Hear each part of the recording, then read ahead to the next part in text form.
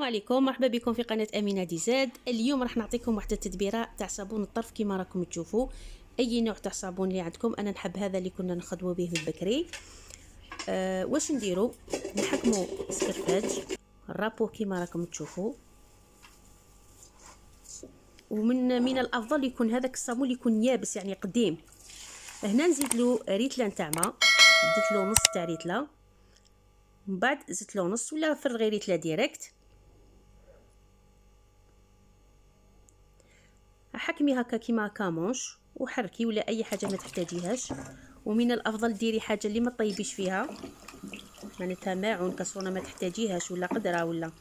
نحطوه فوق الفرن ونخلوه حتى يذوب يولي لنا كيما راكم تشوفوا. كيما راه هكا سخون نضيف له واحد الكاس ناقص تاع غبره تاع الغسيل، اي نوع عندك. هنا عندي نص كاس نتاع لاتاي نتاع خل ابيض، وتبقاي تحركي كيما راكي تشوفي فيه هكذا سخون. حركيه مليح مليح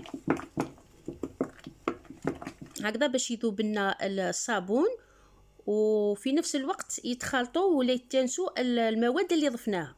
هنا جيبي كرتونه ولا اي مول عندك، اللي عندك الكونديا، هذيك العلبه تاع كونديا تاع كرتونه، فرغي كيما راكي تشوفي، فرغيه مليح مليح وهبطي هكذا باش يهبط لك كامل ما يخليلكش فراغات.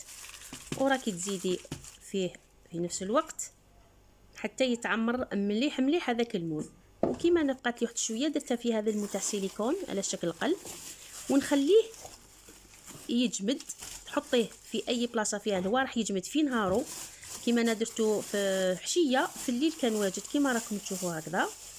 هنا درنا طرف واحد، دوك تشوفوا شحال يخرج لنا. طرف واحد قلنا يكون يابس مليح، فوالا خرج لنا هذه القطعه الكبيره. انا راح نقسمه على 4 قطع كيما راكم تشوفي، يعني طرف واحد خرج لي 4.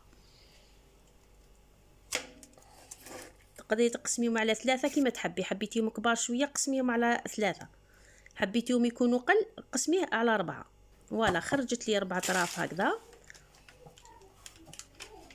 نحطهم، حطيهم في كونتر بلاكي ولا اي حاجه عندك ما تحتاجيهاش، وحطيهم في الشمس. كيما دوكا راهي الشميسه عندنا قاويه كيما هذا تاع المول اللي درتوه في سيليكون تاع السيليكون.